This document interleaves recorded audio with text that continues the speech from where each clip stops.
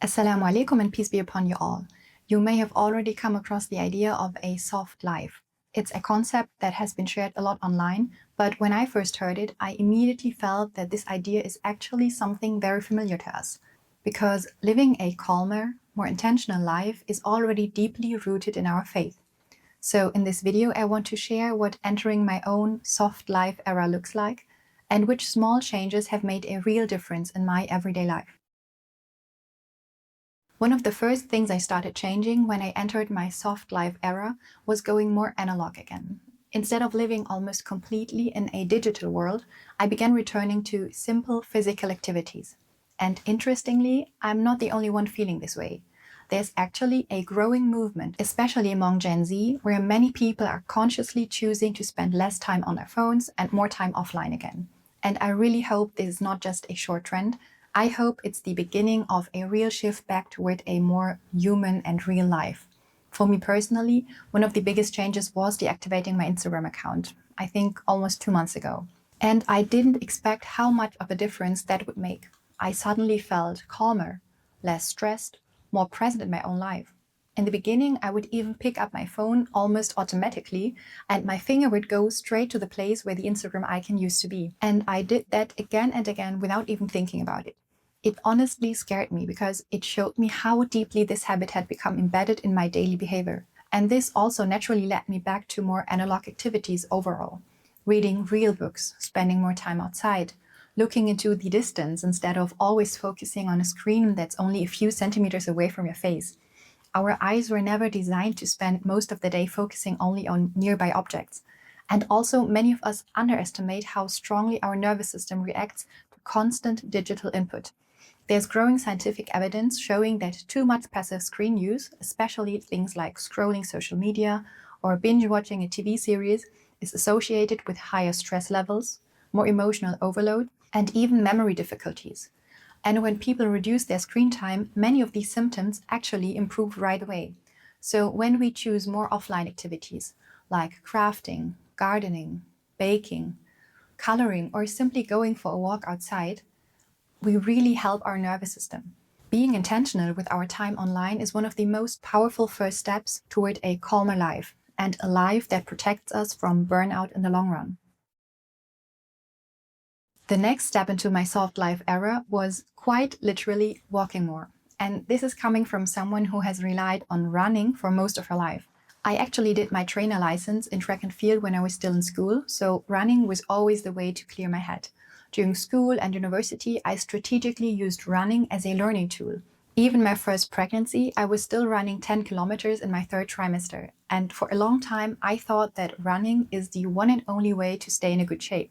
But after 2 pregnancies, my anatomy changed, and more importantly, my daily routines changed drastically. And so running wouldn't serve me in the same way anymore. So I began replacing parts of that routine with something softer, and that was walking. Maybe you've heard the sentence that sitting is the new smoking. And the more I work with patients and observe lifestyle patterns, the more I believe there's a lot of truth in that. Walking is deeply underestimated. It's actually one of the first things I now recommend when friends, family members, or patients ask me how to improve their health, lose weight after pregnancy, or simply feel better in their bodies again. Because walking supports your cardiovascular system, your metabolism, your focus, and your mental clarity. And there's strong scientific evidence behind this. For example, a large international meta-analysis, including more than 220,000 people, showed that even around 4,000 steps per day already reduced the risk of early death, and every additional 1,000 steps further lowered the risk significantly. So walking is one of the most powerful habits we can build. There's also something very interesting happening in the body when we walk at a calm but steady pace, what many people call zone 2 movement. This is the intensity where you can still talk while walking, but you notice that you're working a little. And physiologically, this is the range where the body starts using fat as its primary fuel instead of carbohydrates. That's one of the reasons why walking is so powerful for long-term weight loss and metabolic health. Regular training in this zone improves mitochondrial function, meaning your body literally becomes better at producing energy and burning fat over time. And what makes walking especially effective is that it's sustainable. It doesn't exhaust your nervous system, and because of that, it's something most people can repeat almost every day. And what I love most about walking is that it adapts to your life. If you need connection, you can walk with a friend instead of sitting somewhere for a coffee.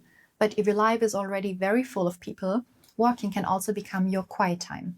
If going outside is difficult, for example, when you're working from home, postpartum, or caring for small children, even a treadmill or walking pad can make a huge difference.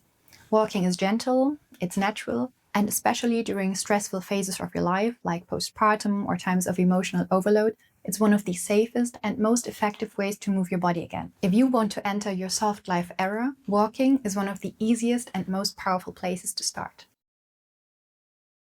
Another important part of my soft life era has been learning to truly mind my own business. And in concrete terms, that means not being overly focused on other people, not being noisy, and not constantly talking about what others are doing.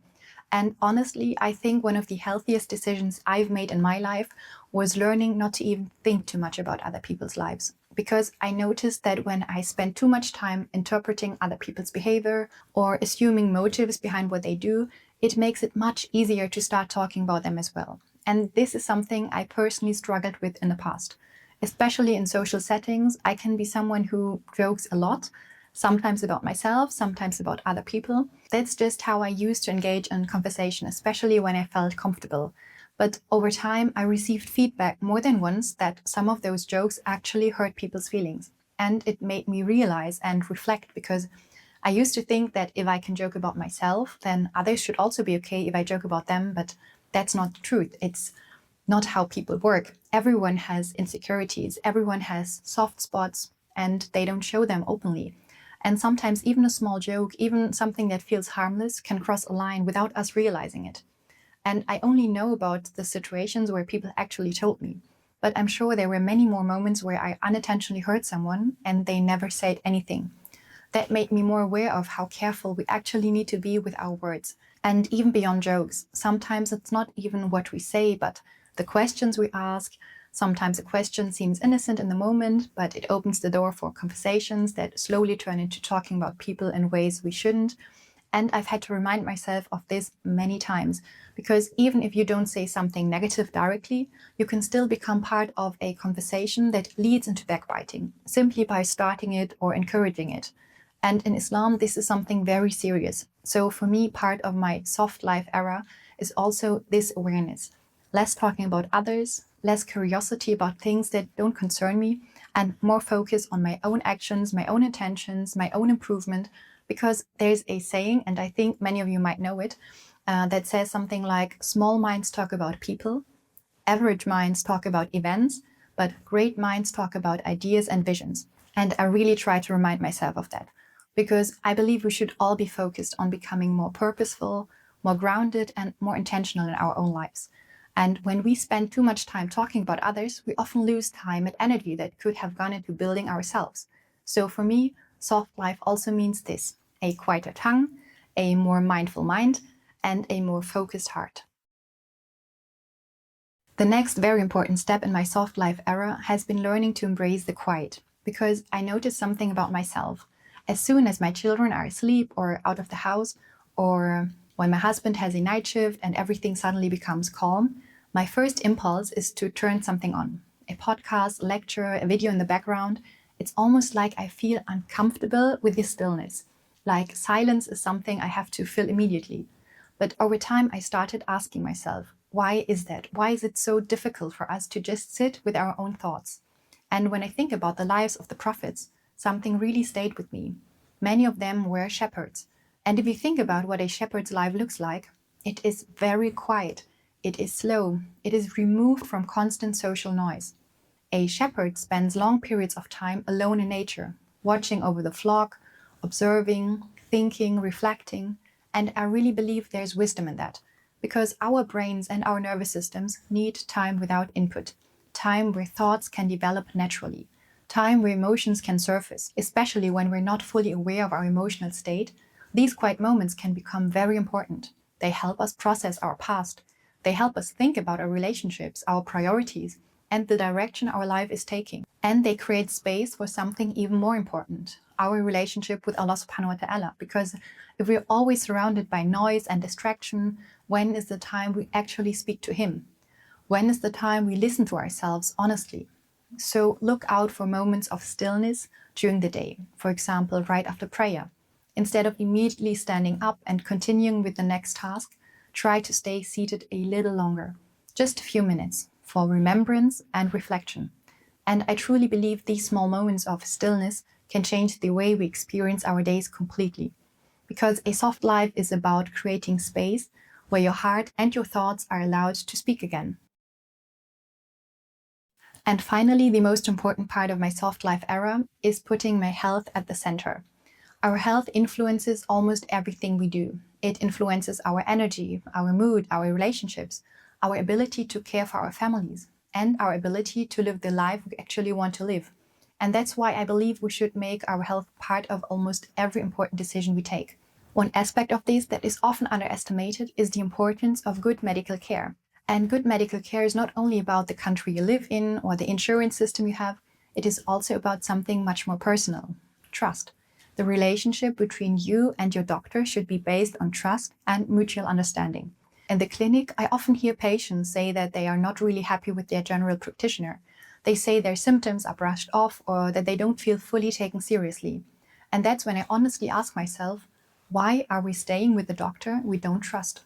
Of course, sometimes it's simply a question of personality. Maybe the doctor is competent, but the communication doesn't feel right.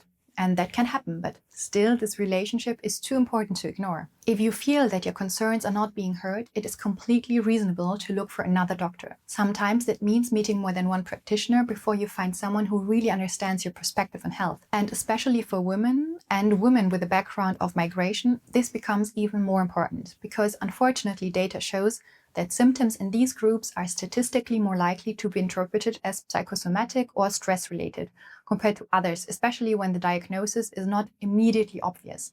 You deserve to be taken seriously, and finding a doctor you trust is part of protecting your health. For me, taking care of my health in this proactive way is a very important part of living a softer life. Because when we protect our health early, we create the foundation for a calmer, stronger, and more intentional life. May Allah subhanahu wa ta'ala bless our efforts. That's it for today. Assalamu alaikum.